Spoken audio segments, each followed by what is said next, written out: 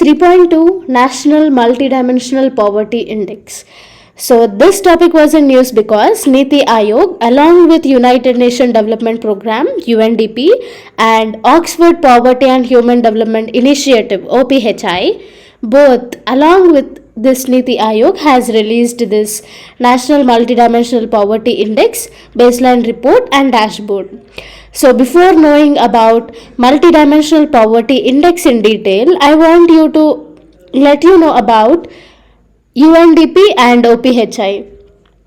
So here UNDP is United Nations Development Programme works with 170 countries to eradicate poverty, and its headquarters is in New York, and it is the largest development agency. And next, coming to Oxford Poverty and Human Development Initiative OPHI, it is an economic research center within Oxford University. It was established in 2007. Its motto is to build a multidimensional economic framework for reducing poverty. So both UNDP and OPHI along with Niti Aayog released a report on National Multidimensional Poverty Index.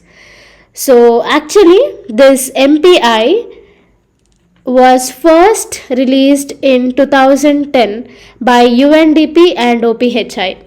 So this report is based on 3 dimensions, that is health, education and standard of living, with 10 other indicators. So this report helps in revealing the poorest of the poor within the country. In this report, India was ranked at 62nd position out of 109 nations with population of 27.9% poor, multidimensionally poor population. Okay. So overall, as per this report, our India has 27.9% population of poor people. Now coming to this report, benefits and limitations. The benefits of this report are, this report is helpful for comparison, like certain ethnic groups or certain area people who are more poorer when compared to the other people in other areas. So this data tells the public officials to develop those poorer sections of the society, and it will also be easy for the public officials to identify those areas and benefit them by introducing government schemes. So this is one of the advantage. And the second is, this report is helpful for information on health and nutrition, which is based on income. So as it is upon this indicators only, this report ensures health, hygiene, income and education. So the limitations are, it is an international organization, right? So it doesn't have all indicators of poverty. So only limited indicators are taken for poverty analysis, and also intra-household indicators like their employment opportunities, transportation, etc., which are apart from the household indicators, are not taken as the indicators. So it limits the indicators. Okay, only 10 indicators are taken right here. So these are some of the limitations. See here, only 10 indicators are taken, and the dimensions are health, education and standard of living. So next, Indian efforts to measure poverty. See, poverty estimation has been done from pre-independence itself. So now we will look at this pre-independence poverty estimation. So Dadabhai Naoroji in the year 1901 wrote Poverty and the Un-British Rule in India, right? So in this book he explained drain theory. It states that the drain theory, that is the drain of wealth to British, was the root cause of poverty in India at the time of British rule. So the poverty estimation as per Dadabhai Naoroji was based on the cost of minimum basic diet like rice or flour dal, mutton, etc. Okay, it is based on the minimum basic diet. And next, coming to this National Planning Committee 1938, this was the first attempt to develop a national plan for India. The Congress President Subhash Chandra Bose had set up this NPC with Jawaharlal Nehru as its president. It has appointed several subcommittees to study different aspects of national economy. So, as per NPC, the poverty line was based on the minimum standard of living. So, next is the Bombay Plan, which was authored in 1944. Actually, this Bombay Plan was proposed by the group of industrialists in Bombay for the development of the post-independence economy of India. So, as per the Bombay Plan, the poverty line was based on the per capita income. So, it was rupees 75 per year. Okay. So, this Bombay Plan poverty line was based on the per capita income. The NPC poverty line was based on the minimum standard of living. Okay, and as per Dadabhai Naoroji, the poverty line was based on the minimum basic diet. Remember these students, because these are helpful for mains answer writing. So these are about the poverty estimations of pre-independence in independent India. Next, we will learn about the post-independent poverty estimation. So here, the Planning Commission Working Group. Okay, this Planning Commission Working Group was constituted under the chairmanship of Dr. Gadgil, and it gave the separate poverty line for rural and urban areas. And next, coming to Dandekar and Rath in 1971, it suggested poverty based on the calorie intake. Okay, next is Alak Committee in 1979. It introduced poverty line based on nutritional requirements and related consumption expenditure for rural and urban areas.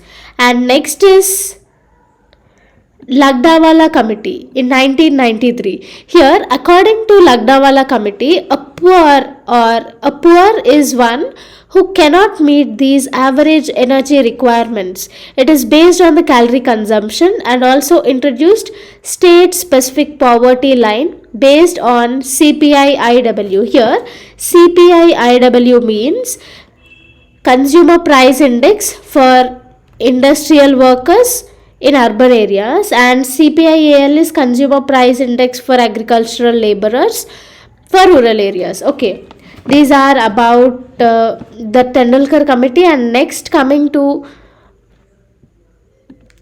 Rangarajan Committee, here in 2014, this committee gave recommendations on separate all India rural and urban baskets with food items ensuring recommended calorie, protein and fat intake per capita per day. Okay, it also included non-food items and health expenditure with use of modified mixed reference period, and gave a poverty threshold. So here, the modified mixed reference period in this different items for 365 days like clothing, footwear, education, medical care and other goods that are non-food items are included. Okay, and here poverty threshold means poverty level guidelines. So next, coming to this Multidimensional Poverty Index by Niti Aayog. The recent Multidimensional Poverty Index was based on part of Global Indices for Reforms and Growth, GIRG, or we can also call it as Global Indices to Drive Reforms and Growth. So this time under GIRG, MPI also included two indicators. They are antenatal care and bank account. Okay, so here under this, these both were included. Before, these both are not there. So overall 12 indicators are there. Okay, so health, education, standard of living will be the major dimensions, and the indicators here are nutrition, child and adolescent mortality, antenatal care, year of school, school attendance, cooking fuel, sanitation, drinking water, electricity, housing, assets, bank account. All these are indicators. So the key findings are, at national level, rural multidimensional index is 0.118 and at urban MPI is 0.04. So in rural level, poverty is higher than urban. Okay, MPI ranges from 0 to 1. So higher value imply higher poverty line. Bihar has the highest poverty population. Okay, it is 51.91%. The second highest is Jharkhand and the third highest is Uttar Pradesh. And coming to the lowest, Kerala with 0.71% of population as poor is the lowest poor population state in the country. The second lowest is Puducherry and the third lowest is Lakshadweep. And 37.6% population of India doesn't get healthy nutrition, and 13.9% population of India doesn't get at least 6 years of schooling. 52% population have no sanitation facilities. So these are about the key findings of the national MPI. And now coming to the benefits or the advantages of having national MPI, it enables to achieve the sustainable development goals, okay, SDGs. Next is, it helps to design programs, that is government programs, for the benefit of the marginalized people. It also strengthens the federal structure of India by involving the district administrations, by specially concentrating and developing the most poorer sections of the society. It can also enhance India's capability to reduce poverty. Next is,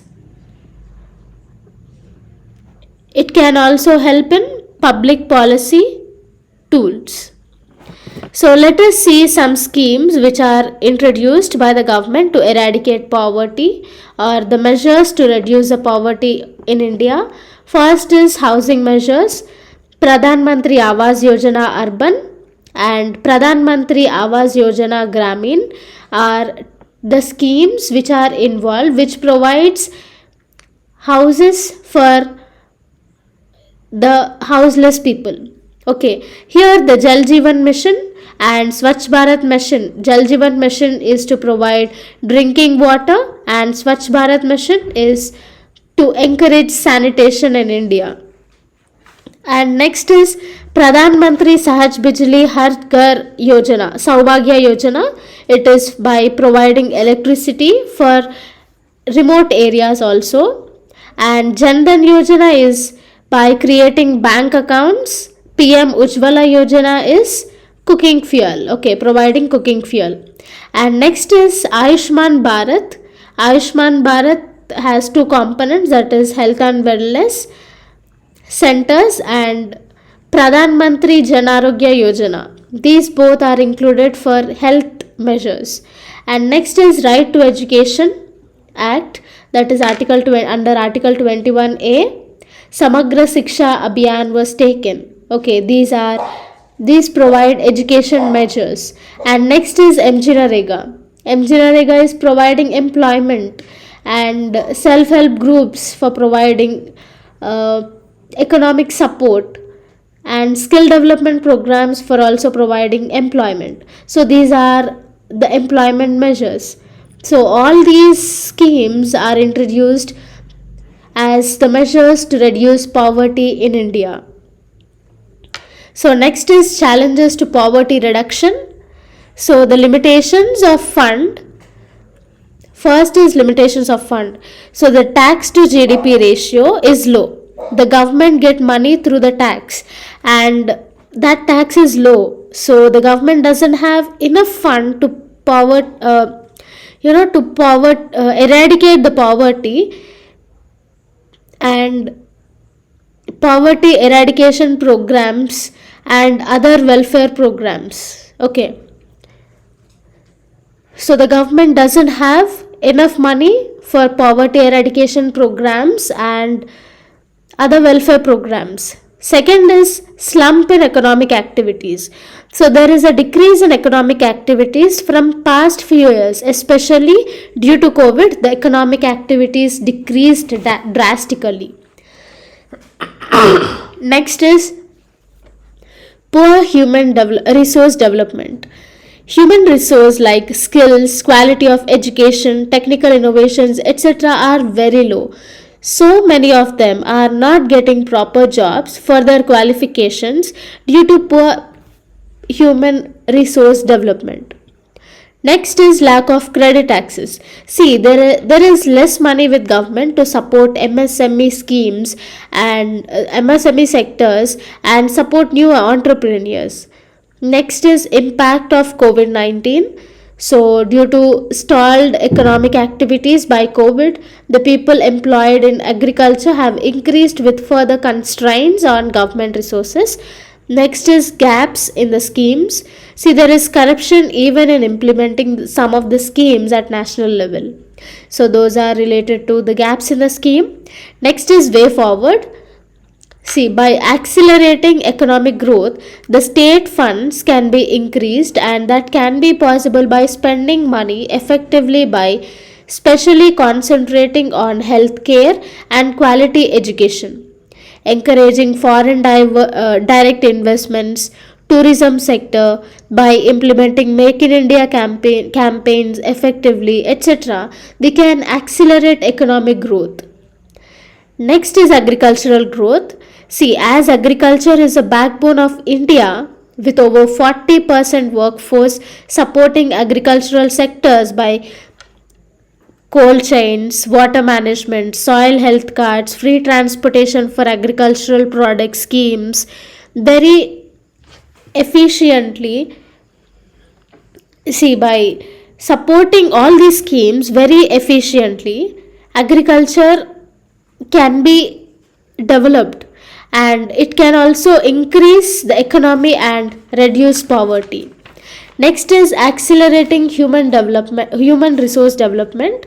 So already skill development programs for teachers has been started to improve the quality of education for students. That should be implemented very efficiently. Skill development centers should be promoted.